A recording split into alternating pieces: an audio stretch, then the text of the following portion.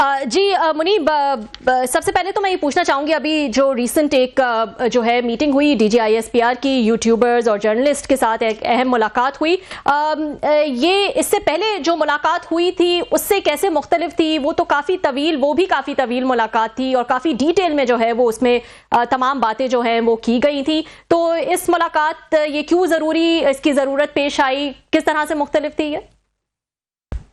जी बहुत शुक्रिया, और क्लासेस साहब को भी मेरी तरफ से सलाम। देखिए, गुजारिश ये है, इंटरेस्टिंग एलिमेंट ये है कि ये मुलाकात हो या इससे पहली मुलाकात हो, खबर मैं आप तक जरूर पहुंचा सकता हूं, लेकिन मैं इससे पहले वाली ब्रीफिंग में भी कुछ मसरूफियात की वजह से नहीं जा सका था। इस ब्रीफिंग में भी मेरे बगैर ये ब्रीफिंग हुई, मैं उसमें शामिल नहीं था, लेकिन मुझे इतना अंदाजा जरूर था कि ये ब्रीफिंग किस हवाले से है, और जो उसकी रिपोर्टिंग हुई बाय एंड लार्ज चीजें तो आपके सामने आ गई।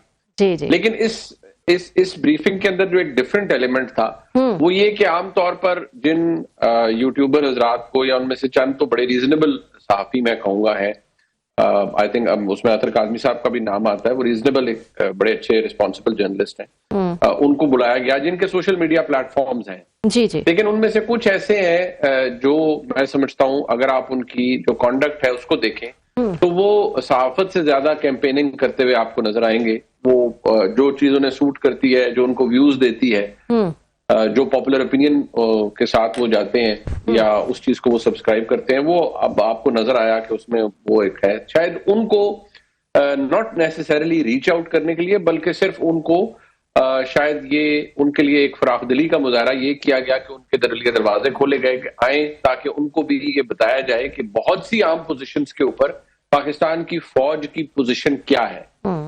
दूसरी बात जो अहम चीज थी वो ये थी कि जो खैबर पख्तूनख्वा के हवाले से, नंबर एक, जो वहां पर तिरा वैली के और उसके मुजाफात में जो इंटेलिजेंस बेस्ड ऑपरेशन हो रहे हैं वो, नंबर दो, जो ये बोर्ड ऑफ पीस है इसके अंदर जो शमूलियत है, या अगर किसी स्टेट पे ISF के अंदर पाकिस्तान कंट्रीब्यूट ट्रूप्स करता है नहीं करता, तो उसके ऊपर जो एक पोजीशन थी पाकिस्तान की फौज की वो सामने रखी गई और ये रखी जानी थी।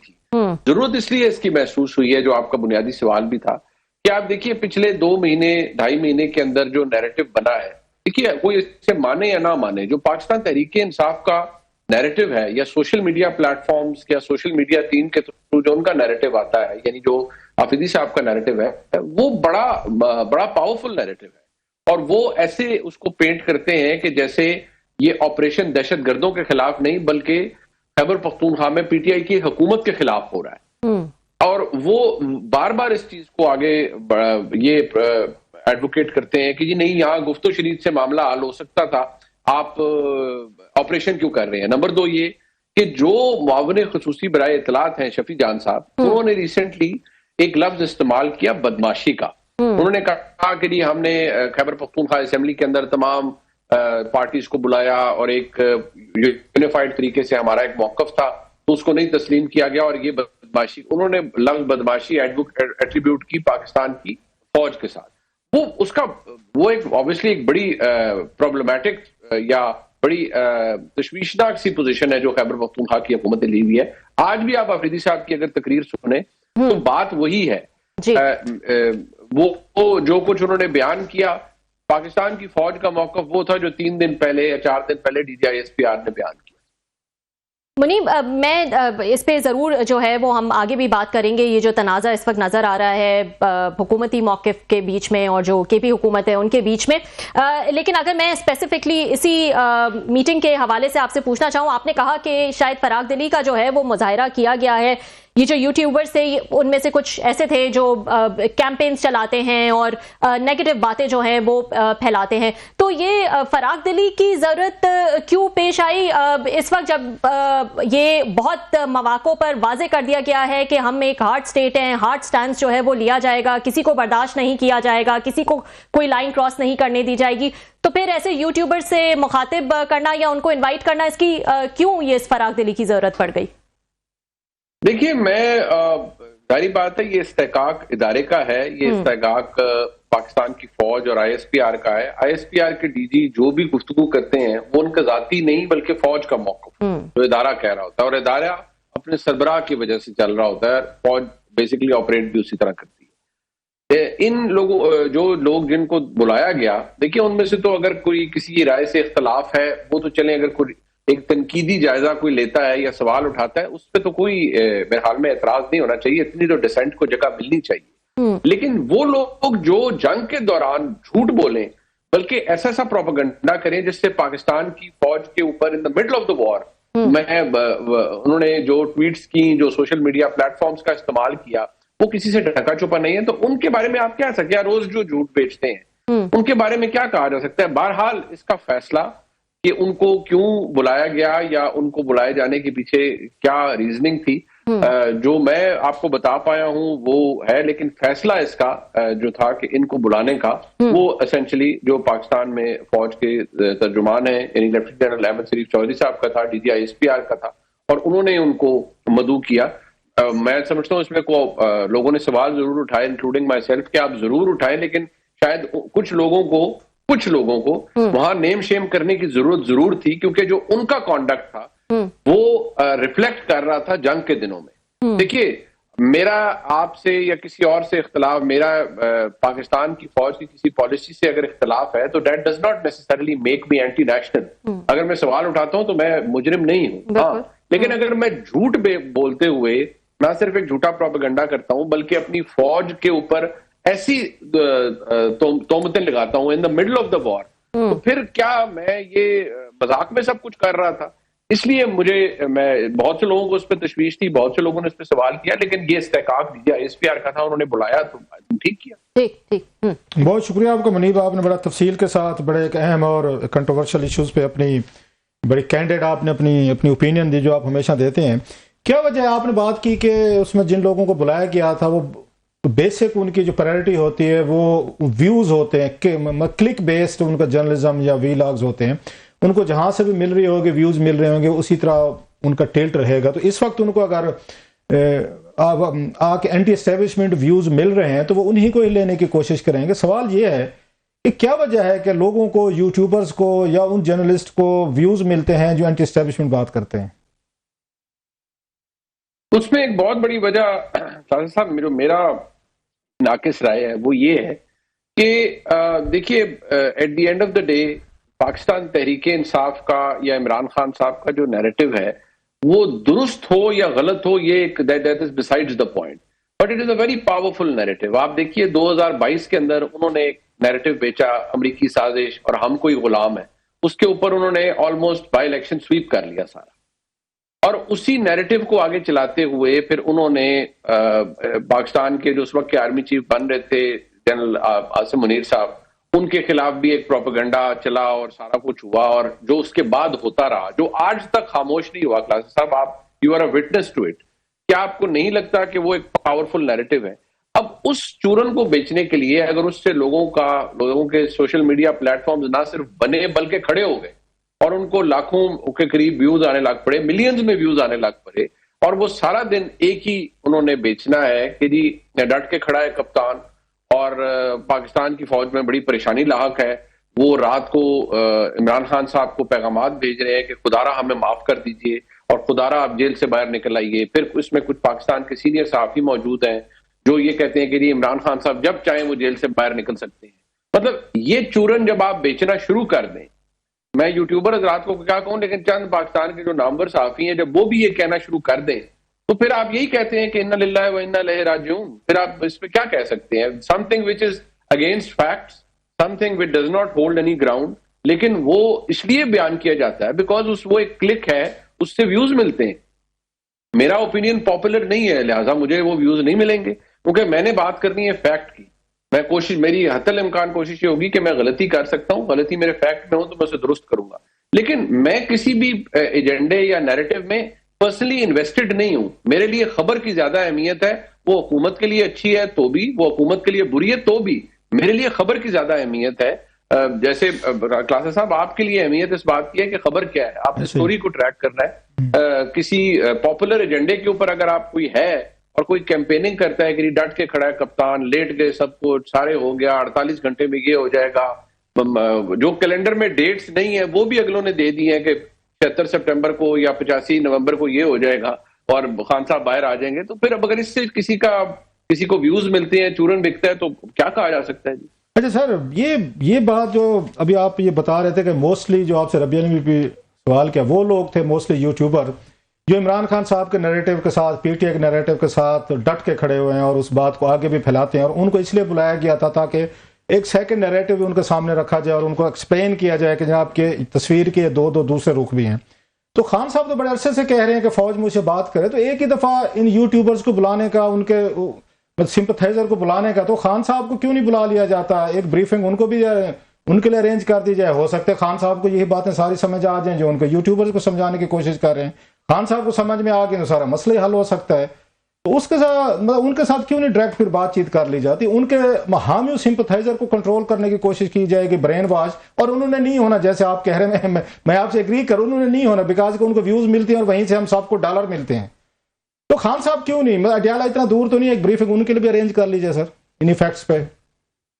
सर अगर आपका बड़ा मुफीद मशवरा है, और मेरे ख्याल में जो पाकिस्तान में मुक्तदरा है उनको सोचना चाहिए कि अगर बात उन्होंने वहां इतनी फराख दिली कर दी है तो थोड़ी मजीद फराख दिली कर दें और खान साहब से एंगेजमेंट कर ली जाए। और आई एम श्योर खान साहब तो वो जैसे हम पंजाबी में कहते हैं भी पैर जुत्ती नहीं पाएंगे और वो कहेंगे कि बिस्मिल्लाह जाओ, केड़ा है मतलब किसके साथ मैंने इंटरेक्ट करना है। Obviously he will be very keen to interact with anybody who comes from the establishment side, but frankly speaking मेरा नहीं लगता कि ये फराख दिली वहां तक एक्सटेंड होती है।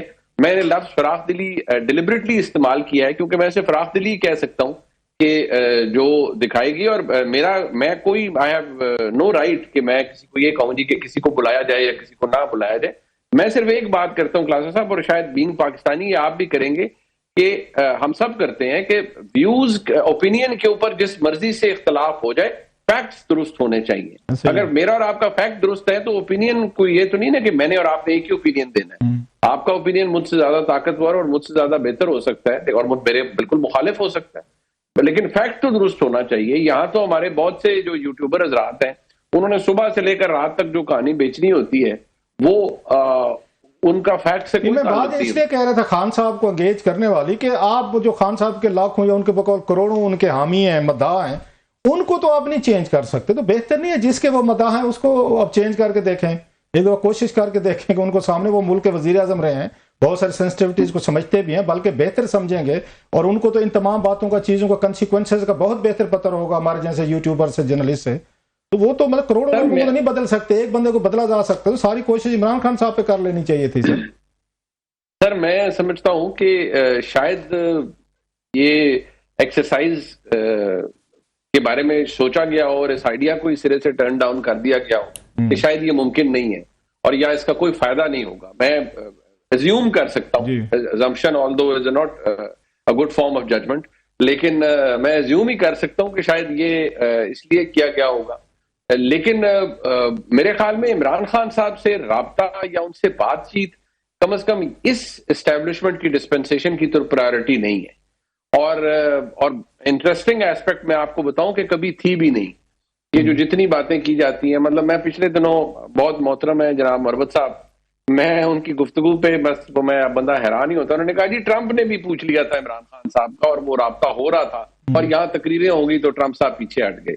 मतलब जैसे डोनाल्ड ट्रंप पाकिस्तान में नेशनल असेंबली की स्पीचेस ही देख रहे थे ना, कि उन्होंने कहा अच्छा वो यहाँ पर इन्होंने बातें करना शुरू कर दी मेरे पे, लिहाजा मैं नहीं पूछता। मतलब अगर आप वो कहते हैं ना, अगर वो बादशाहों वाला काम हो तो उसको तो फिर आप कहीं तक एक्सटेंड कर सकते हैं, ख्यालात के ऊपर आप कहीं तक मामलात ले जा सकते हैं। थोड़ा सा आगे लेके चलते हैं आप, क्योंकि एक बैरिस्टर भी हैं, वकील भी हैं, लॉ भी समझते हैं, कॉन्स्टिट्यूशन भी समझते हैं, जर्नलिस्ट, एंकर, यूट्यूबर, सारी चीजें अब आपका एक मतलब पैकेज है पूरा। आप इनको कैसे देखते हैं, ये हादी चट्टा साहब और ईमान मजारी साहबा को जो सजा हुई है ट्वीट पे, आप समझते हैं लीगली, कानूनी, कॉन्स्टिट्यूशनल तौर पर ये ठीक सजा है या इसी की बनती थी सजा? What is your take as a, मतलब वो क्या कहते हैं, स्टूडेंट ऑफ लॉ या वकील या एज ए जर्नलिस्ट के तौर पर? सर फ्रैंकली स्पीकिंग मैं तो अपनी राय पहले भी दे चुका हूं। मैं तो कम से कम इस फैसले से मुतमईन नहीं। अच्छा। और उसकी एक बड़ी बुनियादी वजह, इसकी दो वजूहत है। चले आप कानूनी तौर पर उसे जितना मर्जी सिक्का बंद केस हम कहें, आप कहें कि ठीक है जी वो उन्होंने कानून वायलेट किया है, और उन्होंने जो बातें की हैं ईमान मजारी साहिबा ने, मैं नेवर मेट हर, मुझे नहीं पता, ना ही मैं उनके कभी शौहर जो है उनसे कभी मेरी मुलाकात हुई है, लेकिन हम जो चीज में जो मेरे लिए ज्यादा ऑब्जेक्शनेबल बात है, मैं मानता हूं कि हार्ड स्टेट होना चाहिए, फैसले भी सख्त होने चाहिए, बहुत सारी चीजों पे नो नॉनसेंस भी होनी चाहिए, लेकिन शायद हमें कुछ जगह पर दरगुजर भी करना चाहिए। ये ईमान मजारी साहिबा वाला या उनके खामद का जो मामला था, इसको शायद थोड़े से बेहतर तरीके से भी हैंडल किया जा सकता था। ये मेरी ओपिनियन है, मुझसे इख्तिलाफ होगा और शायद बहुत से जो लोग हैं वो मुझसे इस बात पर नाराज भी होंगे मैं ये क्यों कह रहा हूं, लेकिन कम से कम मैं इस फैसले को सुनने के बाद मैं तो इस तरह की कैफियत में हूं, मैं कोई ये, और मैं हमेशा कहता हूं कि these are not moments to celebrate. Although government कह रही है जी कि फैका का कानून है और वो बिल्कुल दुरुस्त है और कानून के तहत फैसला हुआ है और वो उसका पहला नतीजा ये आई है, फेयर इनफ, गवर्नमेंट को गवर्नमेंट कह सकती है because they are the government in power, but as a common Pakistani, as a student of law, I do not feel justified. मुझे पर्सनली मैं समझता हूं कि मुझे इस फैसले की जस्टिफिकेशन समझ नहीं आती। आप बहुत सारी चीजों के अंदर रास्ते निकालते हैं और अदालतें रास्ते निकालती रही हैं, चले बहुत से लोग कहेंगे जी कानून में कौन सा रास्ता निकलता है, जहां निकलना हो वहां निकल भी आता है, but at the same time जो ईमान मजारी साहिबा कहती रही हैं या जो वो उनका जो नैरेटिव रहा है, मुझे उस पर भी बहुत तहफ़्फ़ुज़ात हैं। देखिए, आप ये नहीं कह सकते कि ये जो दहशतगर्दी है इसके पीछे वर्दी है, नहीं, ये आप नहीं कह सकते। बलूचिस्तान के मिसिंग पर्सन्स का बिल्कुल ठीक है, जेन्युइन प्रॉब्लम है, लेकिन बलूचिस्तान में इंसर्जेंसी, फॉरेन एलिमेंट, ये मेरे से ज्यादा आपको इस बात का क्लास साहब इल्म है। पाकिस्तान के अंदर अगर हम ये कहें कि इस वक्त जो इंसर्जेंसी या दहशतगर्दी के खिलाफ फौज लड़ रही है, उसमें यंग ऑफिसर्स, यंग जवान जाते हैं और वो वहां कोई गेम प्लेइंग के लिए तो नहीं जाते ना, लाइफ एट स्टेक है, वो उनके जस्दे खाकी वापस आ रहे होते हैं, शोहदा के जनाजे पड़े जाते हैं, तो वो मजाक तो नहीं है ना, वो फिल्म मेकिंग तो नहीं है, वो असल में हो रहा होता है। तो जब आप ये कहते हैं कि ये जो दहशतगर्दी है इसके पीछे वर्दी है, तो फिर आप उन बहुत सी फैमिलीज, पूरी फौज की चेन ऑफ कमांड, सबको you put them at rage कि भाई यहाँ वो रोज अफसर और जवान शहीद हो रहे हैं और आप कह रहे हैं कि इसके पीछे दहशतगर्दी को हम प्रमोट कर रहे हैं। ये एक बड़ा, और फिर आप मतलब नारे जिस तरह के भी लगाए गए, जो भी कुछ किया गया, तो आई थिंक ना जो उन्होंने किया वो भी गलत है। आई एम श्योर उनको भी कॉशन किया गया होगा बहुत सी जगहों के ऊपर कि आप ये ना करें, लेकिन अगर उन्होंने कहा कि ये करना है तो फिर ऑब्वियसली स्टेट तो फिर ऐसे ही एक्ट करती है क्लासेस साहब। But let me put it in a different way also जी। ये जो हम आज एतराज कर रहे हैं, मैं मुझ समेत, कि यार शायद ये देखिए जी ट्वीट करने पे या नारा लगाने पे जी वो सजा हो गई है, मुझे भी लगता है कि नहीं होनी चाहिए यार, थोड़ा गुंजाइश होनी चाहिए।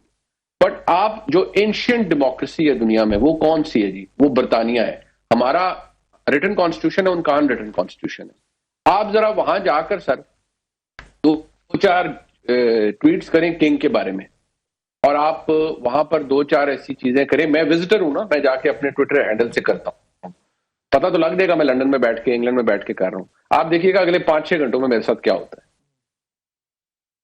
ये मैं आपको फैक्ट बता रहा हूं। यहां पर पुलिस लाठी चार्ज करती है तो कहते हैं जी बड़ा जुल्म कर दिया है पुलिस ने, लेकिन वहां जब यूरोप में और बर्तानिया में बैटन चार्ज होता है तो आप देखिए वहां पर पुलिस या लॉ एनफोर्समेंट कितना इनडिस्क्रिमिनेटली फेंटा लगाती है सबको। ठीक मुनी, मैं थोड़ा सा आगे जो है वो चलना चाहूंगी। जो एक तनाज़ा नजर आ रहा है इस वक्त ऑपरेशन 13 में, ऑपरेशन को लेकर हुकूमत और केपी हुकूमत के दरमियान, मैं ये पूछना चाहूंगी, थोड़ी सी कंफ्यूजन ये है कि ये ऑपरेशन जितनी दफा भी जो फौजी क़यादत है उन्होंने भी जब जिक्र किया, उन्होंने कहा ये ऑपरेशन के अगेंस्ट है तो होते रहे, ऑपरेशन तो अब भी चल रहा है और वो जारी है। तो ये पिछले कुछ महीनों से जो है वो हम देख रहे हैं कि जब भी कोई ऐसी ब्रीफिंग की गई है तो उसमें बताया गया है कि ऑपरेशन तो चल रहा है। फेयर इनफ, अभी क्यों ये जरूरत पड़ गई है कि एक फेस ऑफ जो है वो केपी हुकूमत से किया जाए, जब डिस्प्लेसमेंट जो है वो लोगों की हो रही है? जाहिर ऑपरेशन होता है तो डिस्प्लेस भी जो है वो लोग वहां से निकलते हैं, नकल मकानी करते हैं। ये इसकी जरूरत इस वक्त क्यों पड़ गई है? क्योंकि इतने अरसे से तो ये बात नहीं हो रही थी, और ये जो फैसला किया गया होगा उनको डिस्प्लेस करने का, नकल मकानी का, ये तो बहुत पहले जो है वो हो चुका होगा। क्या इसकी जरूरत इसलिए पड़ी क्योंकि इंतजामात सही नहीं थे? अब जो है वो नजर आ रहा है कि किस तरह सख्त मौसम में जो है वो लोग नकल मकानी कर रहे हैं। क्यों जरूरत पड़ गई है आपके ख्याल में इस वक्त? देखिए, मैं जो अगर नोटिफिकेशन शायद आपकी नजर से भी गुजरा होगा जी। और क्लासेस साहब की नजर से भी, जो मेरे ख्याल में गालिबन 25 या 26 दिसंबर का आया और उसमें लिखा है कि जो खैबर के डीसी हैं उन्होंने 28 अक्टूबर को सूबाई हुकूमत को मुतला किया था of anticipated and temporary and voluntary movement of the IDPs, या लोगों ने वहां से नकल मकानी करनी है। मैंने एज ए जर्नलिस्ट खुद ये जो आईडीपी कैंप्स हैं 2008-9 में मैंने कवर किए हैं, जब राय हक 1 राय हक 2 था, तो आई नो कि वहां आईडीपीज होते हैं और मजबूरी होती है, लोग वहां नहीं रह सकते जहां ऑपरेशन हो रहा हो। हाँ। ये तो मैंने जाती तौर पर भी देखा है कि जब लॉ एंड फौज एक्ट कर रही हो तो वहां सिविलियंस नहीं रह सकते। बट इशू यहां पर ये है, in the middle of all this, जो आज आफरीदी साहब की तकरीर है वो तो ऐसे लग रहा है जैसे उन पर किसी ने एकदम बम फोड़ दिया है कि आपने लोगों को वहां से निकाल दिया, हाँ। या फौज ने कहा इनको कि निकाले। नहीं, ये बात तो अक्टूबर में अगर डीसी लिख रहे हैं, इट मींस ही न्यू कि क्या होना है वहां पर, और वहां पर दहशतगर्दी है। अगर वो हॉट बेड है तिरा वैली, तो क्या वहां पर छोड़ दिया? वो कहते नहीं मुज़ाकरात करें। माजी में जो कुछ हुआ मैं उसको बिल्कुल मान लेता हूँ कि तहरीक-ए-इंसाफ 100% दुरुस्त कहती है और गलती सब पाकिस्तान की एस्टेब्लिशमेंट की थी। मैं अगर चले 1 मिनट के लिए मान, तो आज की हकीकत क्या है? आज की हकीकत यह है कि दोबारा दहशतगर्दी वहां पर मौजूद है। आज की फौज ये कह रही है कि दहशतगर्द हैं, इनको मारे बगैर आपका कचरा साफ नहीं होगा। आप क्या चाहते हैं फिर? आप क्या नूर वली महसूद की बात मान के वहां वो इलाका उन्हें देना चाहते हैं कि आप अपनी मर्जी की शरीयत नाफिज करके पैरेलल स्टेट रन करना शुरू कर दें वहां पर? ऐसा नहीं हो सकता। मुनीब, मैं थोड़ा सा अगर आप इजाजत दें, मैं यहाँ पे जो है वो एक सवाल जो मेरा बनता है वो ये कि ये आपने कहा कि वहां दहशतगर्दी है, हम सब मानते हैं ऑपरेशन हो और बिल्कुल दहशतगर्दी का जो है वो खात्मा हो, इतनी मासूम जानें जो हैं वो उसमें चली जाती हैं, लेकिन अगर ये ऑपरेशन डिसाइड कर लिया गया है कि वहां पे ऑपरेशन हो रहा है, तो क्यों इसको जो है वो खुले तरीके से ये नहीं कहा जाता कि ये ऑपरेशन वहां उसकी जरूरत है और ये हो रहा है वहां पे? हुकूमती मौकिफ तो इस वक्त ये नजर आ रहा है कि नहीं, ये फुल फ्लैज ऑपरेशन नहीं है, ये ज़रबुल अज़ब की तरह ऑपरेशन नहीं है, ये सिर्फ आईबीओज हैं। और नकल मकानी की भी जब बात की जाए, जाहिर है कहीं ऑपरेशन होगा तो नकल मकानी भी होगी, उसकी भी बात की जाए तो वो उसको भी अवॉइड करते हैं और उसको भी केपी हुकूमत पे डालने की कोशिश करते हैं। तो ठीक है, अगर जरूरत है इस चीज की तो खुलकर बोलें कि इसकी जरूरत है और हम ये कर रहे हैं। देखिए, इससे ज्यादा और क्या बोला जा सकता है? डीजीआईएसपीआर कम से कम 1 से 2 दफा प्रेस कॉन्फ्रेंस कर चुके हैं, क्लोज डोर्स के अंदर जर्नलिस्ट को बता चुके हैं। वफाकी हुकूमत ये कह रही है कि इंटेलिजेंस बेस्ड ऑपरेशंस हो रहे हैं और वहां जरूरत है ऑपरेशंस की। अब अगर कोई ये चाहता है कि वफाकी हुकूमत और वजीर दिफा या इंटीरियर मिनिस्टर बैठ के प्रेस कॉन्फ्रेंस करें, तो फिर आफरीदी साहब को ये डिमांड रखनी चाहिए थी कि आप डिक्लेयर करें कि आप वहां पर कोई छुपी हुई चीज तो नहीं है ना। और जब खुद फौज स्टेट मिनिस्टर फॉर इंटीरियर कह रहे हैं, फौज कह रही है कि वहां पर ऑपरेशन हो रहा है और केपी की गवर्नमेंट को पता है, कोर कमांडर को भी पता है, उन्होंने बताया हुआ है, तो ये कोई छुपी हुई चीज तो नहीं है जिसकी अनाउंसमेंट करनी है।